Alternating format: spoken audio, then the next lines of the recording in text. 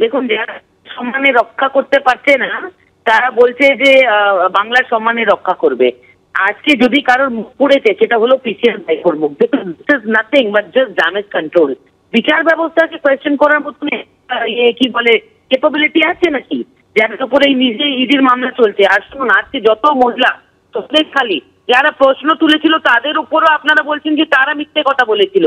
একজনের ভিডিও আপনারা ভাইরাল করছেন, তাকে ক্লিপিং করিয়েছেন, তাকে টাকা দিয়েছেন না দিয়েছেন তার উপরে আপনি বেস করে এটা দেখানোর চেষ্টা করছেন। This is nothing. এটা একটা গিমিক আছে। এরা চেষ্টা করছে যাতে সন্দেশখালীর এই কথাগুলো পুরো এই ভিডিওটা দেখে। আপনার যদি এই ভিডিওর উপরে এত ট্রাস্ট আছে, আমার ওপেন চ্যালেঞ্জ রইল অভিষেক ব্যানার্জিকে, এই ভিডিওটা আপনি নিয়ে আসুন সুপ্রিম কোর্টে। আর সুপ্রিম কোর্টে তো সুযোগ পাবেন না, কেন সুপ্রিম কোর্ট তো সেখান থেকে তাড়িয়ে দিয়েছে, বলেছে কথা শুনবো না, সিবিআই ইনভেস্টিগেট করবে। আপনার যদি ক্ষমতা থাকে, ইন পার্সন আমি বলছি অভিষেক ব্যানার্জিকে, আমি পার্সন করছি, তোমার যদি যোগ্যতা থাকে এই ভিডিও নিয়ে please produce before the high court. আমি সেখানে আপনার অপেক্ষা করবো। আসুন, শুধু বসে বসে টিভিতে ড্রামা দেখাবেন, লটাঙ্কি দেখাবেন না। দেখুন, রাস্তায় বাজারে নাচলেও মানুষ চাইলে দেখে হনুমানের নাচও, সেরকম এই হনুমান নাচ করলে হবে না। This is a question of law and order situation in West Bengal. পুলিশকে আমরা সময় দেয়নি? আরে পুলিশকে কি সময় দাওনি? আজকে দেখুন, এরা বলছে তো যে মহিলারা বলেছে বলে কমপ্লেন হয়ে গেছে।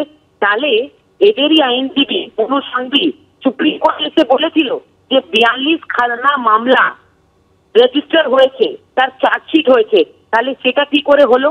সেটা কি করেছে পুলিশ? এটা প্রশ্ন জিজ্ঞেস করুন ওনাকে। তাই মানে 42 কেসেস রেজিস্টার্ড আছে, এটা তো নিজেই টিএমসি আইনজীবী সেটা হাইকোর্টেও বলেছে আর সুপ্রিম কোর্টেও বলেছে। তাহলে ওগুলো কি? বিচার ব্যবস্থাও কোন রকম কোন সুযোগ রাজ্য পুলিশকে না দিয়ে 15 দিন 20 দিনের মধ্যে কেসটা ট্রান্সফার করে দিল সিবিআই কে। আজকে বিচার ব্যবস্থারও দেখা উচিত যে কিভাবে হাওয়া তৈরি করা। এখানে শুভেন্দু অধিকারী নিজে বলছেন, আপনারা ভিডিওতে দেখলেন, যে 355 করার যে পরিবেশ তৈরি করার সেটা আমি করব এবং কিভাবে করতে হয় আমি জানি। আর বিচার ব্যবস্থার বিচারপতিরা যারা মামলা শুনছিলেন আজকে কি বলবেন? বিচারের বাণী নীরবে নিভৃতে কাঁদে।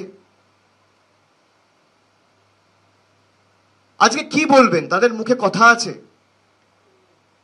পুলিশকে ইনভেস্টিগেট করার সুযোগ পর্যন্ত দেওয়া হয় না। বিজেপি সিবিআই চাইছে তাই সিবিআই, বিজেপি ইডি চাইছে তাই ইডি। আজকে বাংলাকে যেভাবে কলুষিত করা হয়েছে তার জন্য যদি দায়ী থাকে বিজেপি, তার জন্য একাংশের বিচার ব্যবস্থাও দায়ী, একাংশের সংবাদ মাধ্যমও দায়ী। আমার বলতে কোনো দ্বিধা নেই।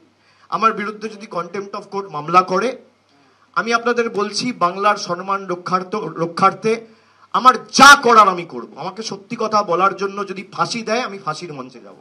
আমরা আইনি পরামর্শ নেব। এবং আমি যেটা বললাম নির্বাচন কমিশনকে বলার থেকেও, যেহেতু এটা বিচারাধীন রয়েছে এবং সুপ্রিম কোর্টে রয়েছে, আমরা দলগতভাবে রাজ্যকে অনুরোধ করব যে এই পুরো ভিডিওটা সুপ্রিম কোর্টে জমা দিতে। কিভাবে পুরোটা পূর্ব পরিকল্পিতভাবে করা হয়েছে কোর্টেরও দেখা উচিত।